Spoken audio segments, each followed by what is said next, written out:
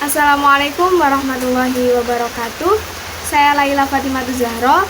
Dalam rangka memenuhi tugas KPMS 1, di sini saya akan menjelaskan mengenai bagaimana sistem pembelajaran yang akan saya lakukan pada kelas saya.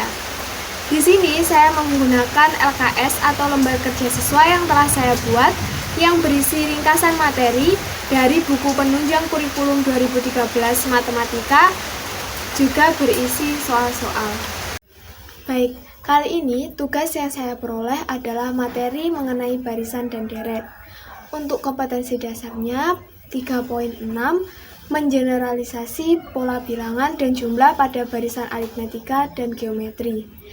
Pada barisan dan deret bilangan ini, pembahasan yang akan dibahas itu cukup luas dan cukup banyak. Materi yang akan disampaikan juga cukup banyak. Karenanya saya tidak akan menjelaskan semuanya pada satu pertemuan ini. Pada pertemuan pertama, saya hanya akan menjelaskan 4 indikator. Indikator yang pertama, menjelaskan konsep pola bilangan, kemudian menjelaskan konsep barisan dan deret aritmetika, kemudian menuliskan bentuk-bentuk pola bilangan dan jumlah pada barisan aritmetika, serta menuliskan langkah-langkah penyelesaian dari suatu permasalahan terkait pola bilangan dan jumlah pada barisan aritmetika. Tujuan yang ingin saya capai setelah peserta didik mendapatkan pembelajaran ini adalah peserta didik dapat menjelaskan konsep baris, bilangan, dan deret, kemudian dapat menjelaskan konsep barisan aritmetika dan deret aritmetika, serta dapat menggunakan prosedur untuk menyajikan dan menyelesaikan masalah dengan pola barisan aritmetika. Sebagai pendahuluan, saya akan menjelaskan mengenai pola barisan dengan menggambarkan pada beberapa permasalahan. Yang pertama mengenai tempat duduk pada stadion. Kemudian saya juga memberikan contoh mengenai penataan kayu serta penataan buah apel pada sebuah pasar. Dalam LKS yang telah saya buat, saya telah mencantumkan gambar atau picture mengenai contoh-contoh itu. Kemudian setelah saya memberikan penggambaran itu, saya harap peserta didik dapat sedikit mempunyai atau memiliki gambar apa sih itu pola bilangan dan barisan bilangan.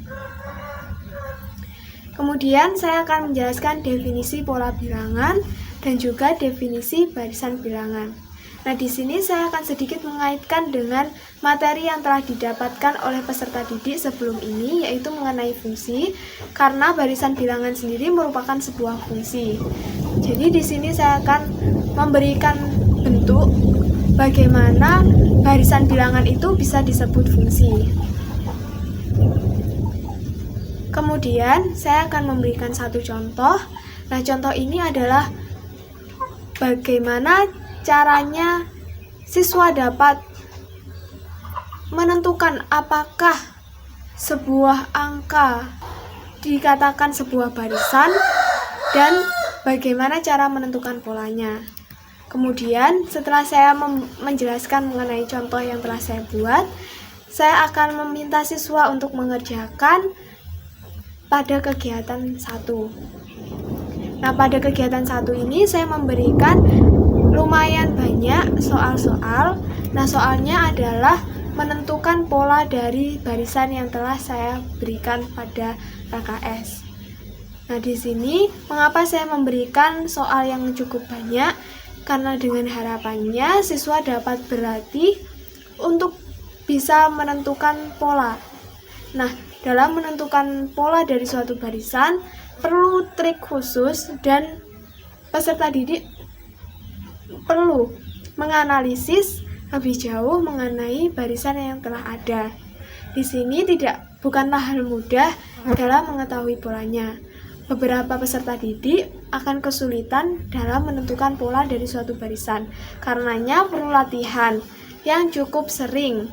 Karena itu saya memberikan soal yang sedikit lebih banyak.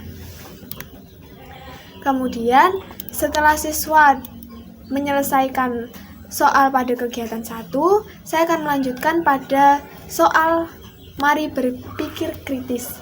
Nah, pada soal ini terdapat 2 soal. Dengan harapan setelah siswa selesai mengerjakan soal pada kegiatan 1, siswa juga dapat mengerjakan pada mari berpikir kritis. Di sini soal pertamanya adalah apakah dalam suatu barisan bilangan hanya memiliki tepat satu pola? Berikan alasannya. Kedua, apakah 1, 1, 1 dan seterusnya merupakan suatu barisan? Berikan alasannya. Nah, di sini saya ingin siswa mengutarakan semua pemikirannya mengenai ini. Saya ingin pikiran siswa terbuka dan siswa menemukan sesuatu hal yang baru ia ketahui dan mereka temukan dengan sendirinya. Nah, di sini saya membebaskan alasan seberapa banyak alasan siswa dan apa saja alasan yang akan mereka berikan. Di soal kedua yang apakah 1, 1, 1, 1 dan seterusnya itu merupakan suatu barisan, di sini saya menanyakan ini kepada siswa dengan harapan saat siswa dapat menjawab dengan benar, berarti siswa sudah mengetahui, benar-benar sudah memahami apa sih itu barisan, definisi dari barisan itu sendiri. Kemudian saya akan melanjutkan pada pembahasan mengenai deret bilangan. Di sini saya akan memberikan pengertian deret bilangan dan rumusnya. Kemudian saya akan memberikan satu contoh yang akan disusul dengan kegiatan 2. Nah, pada kegiatan 2 ini saya hanya memberikan 3 soal. Kemudian saya akan melanjutkan pada pembahasan mengenai barisan dan deret aritmatika.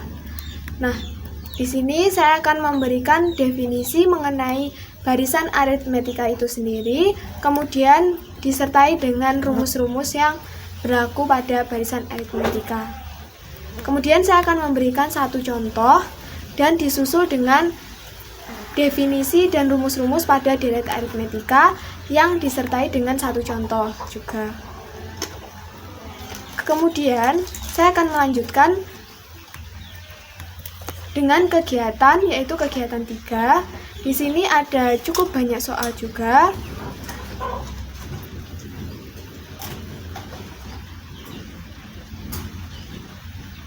Enam soal yang telah saya berikan pada kegiatan 3. Nah, di sini saya ingin siswa berlatih bagaimana menjawab soal-soal yang berkaitan dengan aritmetika, barisan dan deret aritmetika. Nah, di sini saya juga menyantumkan beberapa soal cerita agar siswa terbiasa dengan soal-soal sejenis problem solving. Seperti itu. Di sini sebagai penutup dari pembelajaran pertemuan ini, saya akan menjelaskan, memberikan sedikit gambaran kepada peserta didik mengenai apa manfaat dari barisan dan deret bilangan ini pada kehidupan sehari-hari. Nah, dalam LKS yang telah saya buat juga saya berikan sedikit contoh manfaat dari barisan dan deret ini dalam kehidupan sehari-hari. Kemudian untuk terakhir saya akan memberikan tugas mari berdiskusi. Di sini tugas kelompok 3-4 anak dalam satu kelompok. Di sini saya memberikan sebuah soal cerita mengenai bandul yang diayunkan. Pada soal ini, saya berharap siswa dapat menemukan gambaran, rumus, serta maksud dari barisan geometri juga barisan tak hingga.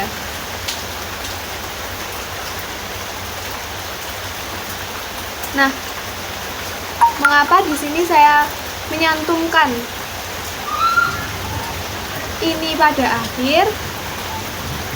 Nah, di sini saya menggunakan sisa waktu yang tersisa untuk mereka berdiskusi. Kemudian, jikalau waktu yang saya berikan itu tidak mencukupi untuk mereka berdiskusi, tugas ini bisa diselesaikan di rumah.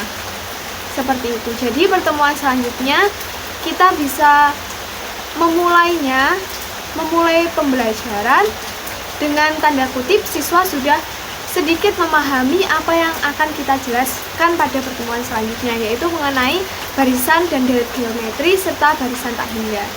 Demikian yang dapat saya sampaikan. Atas kurangnya saya mohon maaf. Wassalamualaikum warahmatullahi wabarakatuh.